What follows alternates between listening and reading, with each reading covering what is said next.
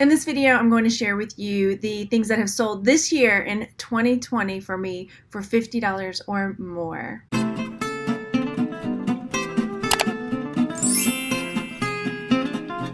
I'm all for bread and butter items, but sometimes it's nice to get a big chunk of change with a sale. Hi, my name is Margaret. Welcome to my channel, Texas Gal Treasures.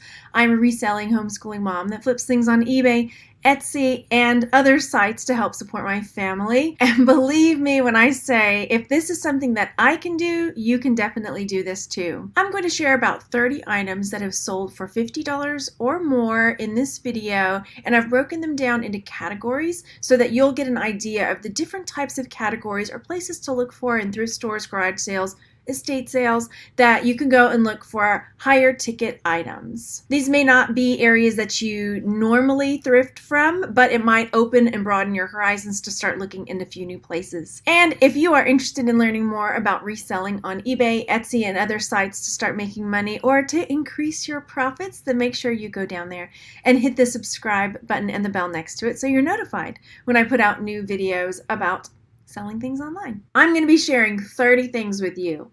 It's only fair. Go down in the comments section and leave me one thing that you sold for $50 or more this year.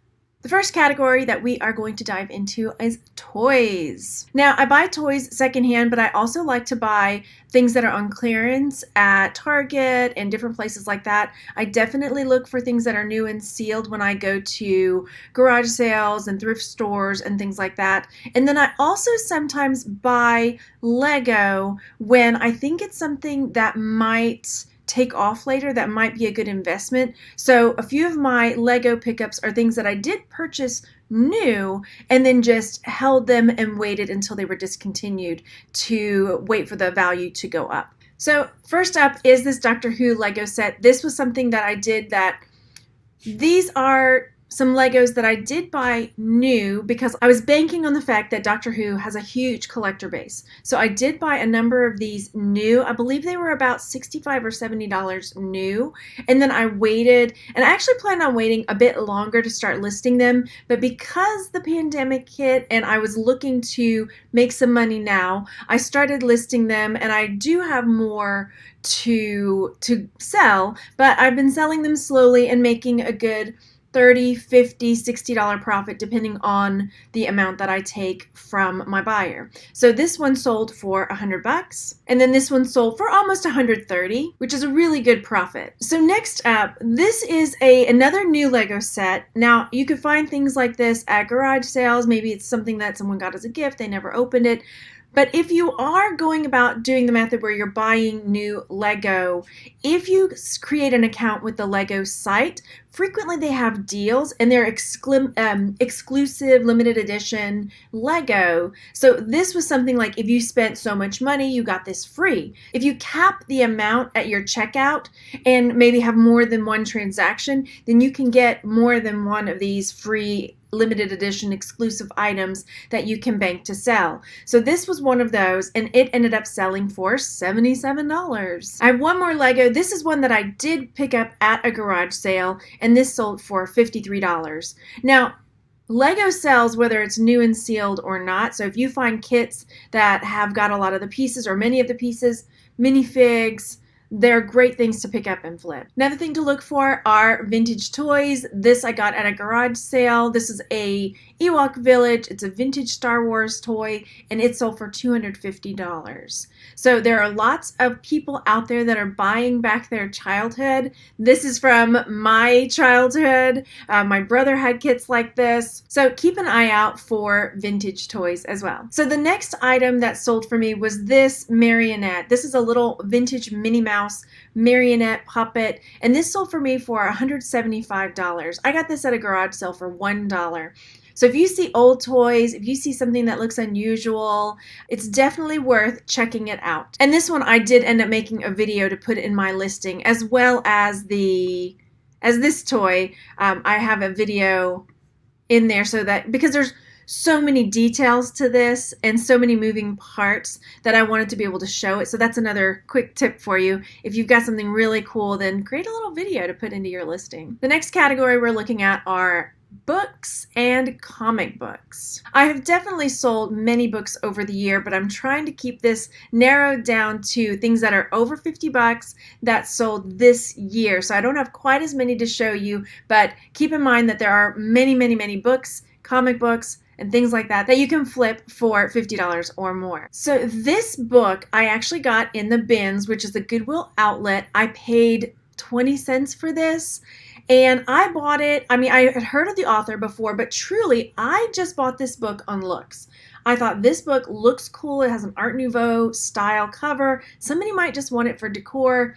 I wasn't banking on it being a huge profit, but it ended up selling for $45. I know it's a little bit less than the 50 bucks, but I think I could have gotten 50 for it. Next up are comic books. Comic books can be hit or miss. I was gifted a huge lot of comic books, and going through them, there may have been a third to a fourth of them that were going to be really big ticket items. So be cautious when looking at comic books, but know that there is good money there. So this is a lot of the Infinity Gauntlet comics that sold for $48. And then these Rocket Raccoon comics sold for $57. These were ones I was tempted to keep, but then when I saw the profit that I could make on these, I lost that desire to keep them very quickly. Next category is home decor, decorations, home improvement, that kind of stuff. This item is a bronze Cocker Spaniel. If you're new to my channel, you may not realize this about me, but I love picking up figural items. Dogs, owls, animals, flowers, fish. There's a collector for everything. So when I saw this little Cocker Spaniel, I thought for sure this would be a good seller. This was just a small little bronze Cocker Spaniel statue. It also sold for $45. So the next item here is a home improvement item. I found these knobs in the bins, the Goodwill Outlet once again, and maybe paid $1 for the lot of them because it's $1.49 a pound at my Goodwill Outlet. So maybe spend $1 on these, and they're just little knobs for drawer pulls. And I know it says $4 here, but that's $4 per knob. And there are, I believe, 15 knobs here. They're all chipped and distressed is the good word for those. They're very distressed, but I knew that they would be just what someone was looking for. So this was another really good sale for something that I bought for fairly cheap, but was able to make a really good profit on them. Again, another collectible / home decor item. This is a storyteller doll. This is a replica of a Native American storyteller doll. And if you can find an actual one created by a tribe, they can be even more expensive to purchase. So this is one that I got, and it sold for $75. And another one of my favorite things to sell are accordion wall hooks. Normally I just find the smaller ones, but those sell from anywhere from $25 to $30. But this was a huge one that ended up selling for $65. The next category we're going to be talking about are unusual items or maybe collectible items. If you see something that you're not 100% sure what it is, where it came from, or what it's used for, then it's definitely worth taking a second look at. I saw this and I was not really sure what it was for. It had a really delicate string beaded handle, but then it had these little pockets, lots of beadwork, and I wasn't really 100% sure what it was. So I went ahead and got it, brought it home. It ended up being an Iroquois beaded wall pocket, which I had never heard of before, and this ended up selling for 80 bucks. Now, I knew what this was when I saw it. I got this in the Goodwill Outlet as well, and this is an Art Deco inkwell. It was in fair condition for its age and that it's a used item. So this is something that sold for 45 bucks. So truly, when I got this, I had zero idea what it was. And it took a while for me to figure out what it was. I got this at a local charity shop, and I thought at first maybe it was a vase, but no, because there's no real bottom to it. I thought maybe, I was really at a loss for what this was. Maybe it was just an art piece. But it turns out it's a ceramic phone amplifier. So you would put your phone into the mouth of this thing, and then it would amplify the music or whatever you were listening to, like old-fashioned Victrola style, out into the room. And so this that I picked up, I think I spent $4 or $5 on this because I was so baffled as to what it was. I was like, it's so unusual that I bought it. And so yeah, it sold for $63. So the next category we're going to talk about are men's accessories. We're talking about things like cufflinks, tie tacks, tie bars, money clips, things of that nature, wallets. So men's accessories were my gateway into starting to sell other types of jewelry. I learned very quickly that men's accessories are often overlooked at garage sales. They're often overlooked by thrift store workers when they're sorting jewelry. Frequently, cufflinks, tie tacks, things like that just get tossed and put one price gets put on them, and they're not really looked very closely at. And I have found a number of really high ticket cufflinks, tie bars, etc. at garage sales that have sold for an incredible profit. First up are these cufflinks. These came in either a jewelry jar or a Goodwill box, one or the other that I got. And these were Apollo spacecraft moon landing special edition cufflinks, and they had this little lunar module on them. They were super cool. I only found a few of them when I was researching, and so I felt very confident putting a crazy high price on them. I did end up taking an offer on these of $275. Next up, we have a money clip. This is a sterling silver money clip. It had this Aztec calendar, abalone inlay. It had quite a bit of wear on it because it was pre-owned. There were scuffs and there was tarnish because it had been used, but I couldn't find anything just quite like this. And the thing is that there are people out there, they don't want just the money clip that you can run down to your local Macy's and buy. They want something unusual, they want something flashy, showy. This is a way to express their personality. So this money clip I sold for $148. If you find something unusual, put an unusual price on it. And then next, this was a proud mama moment. We were at the Goodwill Outlet and my child found this in one of the bins, walked up to me and said, "Hey mom, is this good?" And my jaw hit the floor. Yes, this is good. You found a silver and turquoise inlaid money clip in the bins. Wonderful.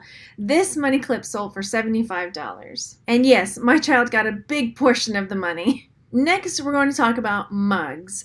I really like selling mugs. I don't have a ton of mugs that sold this year for $50 or more, but I've definitely got some that have sold for $25, $30, $40, but I wanted to focus on things that had sold for $50 or more. Well, this one came close.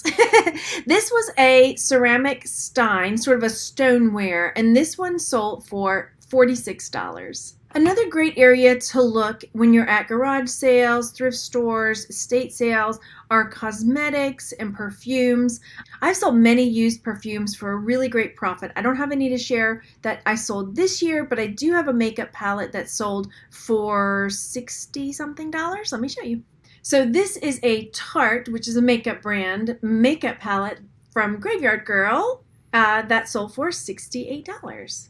Another area to consider looking are ladies' wallets, purses, handbags, bags of any sort really. There are people that are into labels. There are people that are into a certain style and look.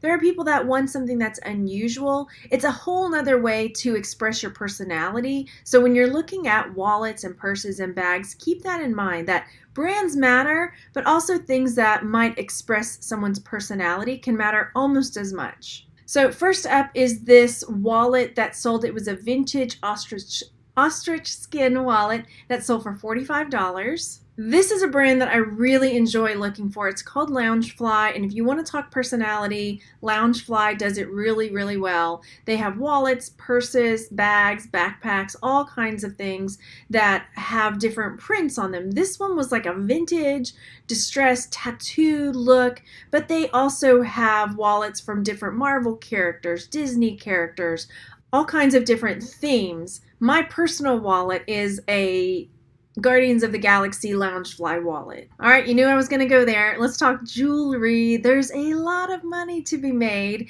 in reselling jewelry. So if you aren't checking out the jewelry counter at your local thrift store or at garage sales, it's definitely worth a look. I know a lot of people have said that it's so daunting that they just sort of glaze over when they see the jewelry counter, but I have a ton of videos sharing what you should look for when you're at the jewelry counter, just to start narrowing it down. Start looking for one thing. Start looking for identifying silver. If you can identify sterling silver, you can make some really good money. First up, this is a sterling silver pink opal bracelet that I took an offer of $50 on. This was in a big lot that I bought, so I maybe spent $1 on this. Next was another sterling silver piece. This was a ring, a wraparound ring of a key, and I took an offer of $65 on this ring. Again, another sterling silver piece. This one has the Aztec calendar on it, and this sold for $55. These earrings were a fun surprise. This was a brand I had not heard of, but I loved the motif on these. I thought they were so unusual, so bright, the enamel colors. It was cowboys and Indians, right? These earrings ended up selling for $53. And the brand on these, in case you're wondering, is Bereri. And I'm sure I'm saying that name wrong, but this is definitely something to look for. If you see something unusual, fun, sort of the same theme as far as the sculptural animals and things. If you see something that's that unusual, there's probably going to be somebody that would like that. Next up, another sterling silver and turquoise piece. This I found at my Savers, my local thrift store. It wasn't in the glass case. They have a big basket on the counter with just like the cheapy, etc. bracelets. This one was not marked. So it was not marked sterling silver, but when I saw it, I knew it was sterling. I knew that was really turquoise. And so I was really surprised to see it just in the basket of $2 or $3 bracelets. I think I spent $3 on this one at my local thrift store, and it sold for $48. And then this bracelet, again, if you see something unusual, something with animals, something that might be a collectible item, things that people tend to like or collect or to show their personality. This bracelet was from Book of the Kells. This one was pewter, and this sold for $50. I hope in this video you were able to branch out a little bit and find some areas that you might dip your toes into in other areas of the thrift store or when you go to garage sales. Start looking around, just open up for a little bit, look for one new thing in a new area that maybe you don't normally thrift, and you will be surprised at the profits you can find. Don't forget, before you go, leave me that comment and let me know something that you sold this year for $50 or more. I'm going to go check. I'll talk to you on the next one. Bye.